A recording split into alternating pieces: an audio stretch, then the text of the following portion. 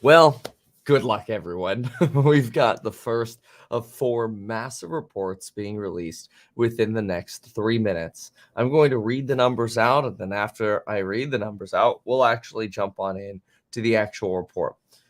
We've got the jobs report, and again, that comes out within the next 3 minutes.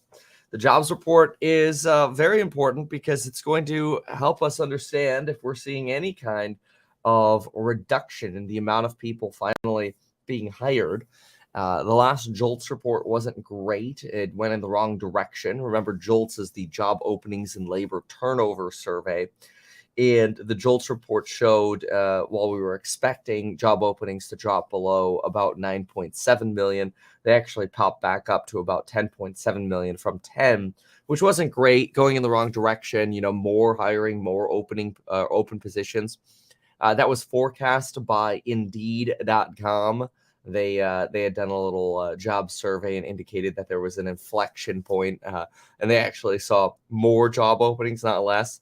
That's bad. Okay, more job openings makes Jerome Powell more angry.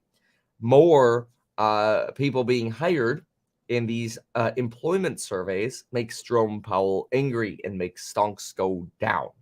So while there's some optimism this morning because of what's happening in China, which is really just you've got a little bit of a stock market rally going on this week in China because of not only these rumors that there's a committee being formed to review the end of COVID zero, even though officially China is coming out and saying, no, this is not true. Not sure why it's a European accent, but anyway, you have the market really believing that there is an end to the worst of the pain in China. So you've got a little bit of a euphoria here that's leading to some spillover green here. But we have a jobs report that will probably make or break the day. If we get a number that's like, 190, 180, 150, I think we'll have various degrees of greenish because we'll finally be trending down. Last month, we had 263,000 jobs. This month, we are expecting 193,000. And we are expecting the average hourly earnings rate to be 0.3%, so 0.3% month over month. I'll go ahead and put that up on screen so you have it then you can compare. Those are probably your two main points right here. Non-farm payroll numbers 193, private payrolls 200,000, unemployment rate 3.6, average hourly month over month 0.3. That's 3.6% annualized. Year over year 4.7. And labor force participation 62.3. Here we go. As soon as the numbers come in, I will read them off, and we'll see what we get. And then we'll go, oh, here we go. Oh, my God, 261,000 jobs. It's terrible. What? That's so many ads. Okay, unemployment rate actually ticks up to 3.7%. Average hourly earnings month over month comes in at 0.4%. It's missed. It's just bad. So 0.4 instead of the 0.3 expected for the average hourly earnings month over month. 261,000 non-farm payroll jobs. That's pretty much in line with last month. We were hoping economists were expecting 193,000. Private payrolls, 200,000 expected. And what did we get? We got 261. Hey, maybe Biden will tell us how great this is for the economy, but it's probably not going to be good in the short term here. For stocks, no U-turn yet, even though we've got a lot of layoffs going on, lots of layoffs. Certainly a lot of layoffs recently announced, and it makes you wonder if these reports are just super lagged behind. But at some point you got to rotate to some kind of good news. We just ain't there yet. So again, 261,000 jobs. Oh my gosh, you have a revision of last month's report of 263 gets revised up to 315,000. My gosh, that's almost a 60,000 job revision and a 60,000 miss on the actual. Oh, that's just bad. All right, let's go ahead and look at the actual report. All right, so we saw the numbers. I want to see where we're coming from here. unemployment rate rose. So they actually rose the unemployment rate by 0.2% to 3.7 in October. The number of unemployed people moved up to 306,000. Unemployment rate has been in the range of 3.5 to 3.7 since March. Yeah, that line right there is basically saying, hi, Jerome. Yeah, it's not great. All right, if we look at races, we can see that blacks have an unemployment rate of about 5.9%, where whites have an unemployment rate of 3.2%, almost twice the unemployment.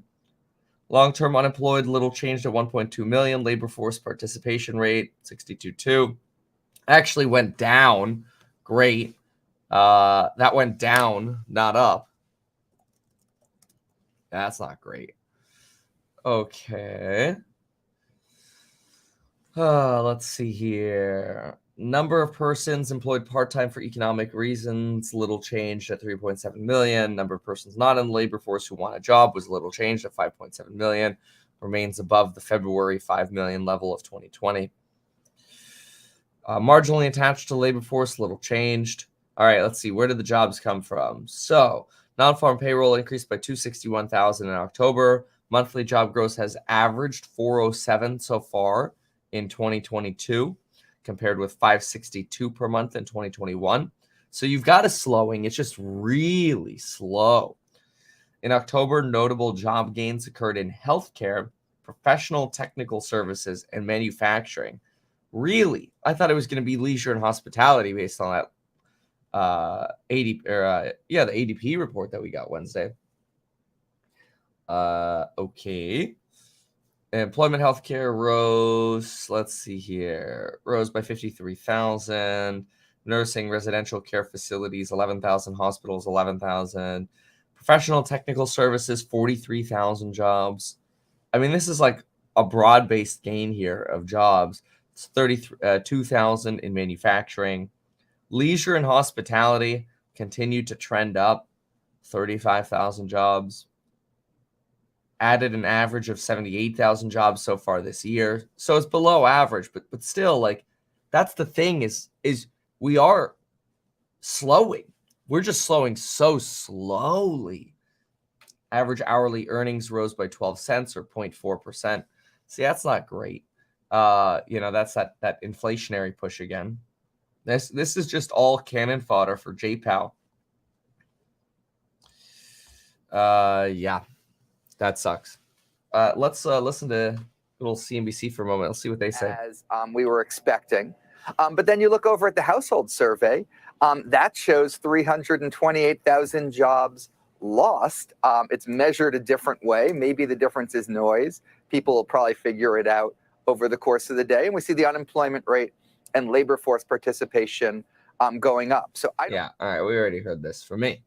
So I'm actually surprised that even though we missed the expectation pretty badly, the market took a leg down, and then they're like, yeah, no, okay, we're good.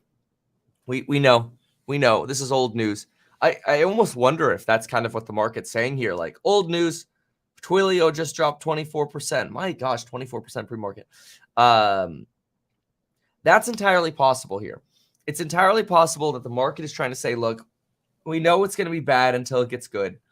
And if you think about it, is the jobs report really going to be, is it really that bad that we're going to hit new lows? No, but we're certainly not rallying off of lows. The next big report that we have is the CPI report, which comes out a week from yesterday. So next Thursday at 5:30 a.m., we'll do the CPI report or the CPI report. Anyway, but this is no improvement yet, right? So, I mean, it is below trend. It's not like it's a crazy massive beat, but it's not great. We want to see some more pain, and we don't have that yet. Anyway, next report is the CPI report. Hey, and you know what?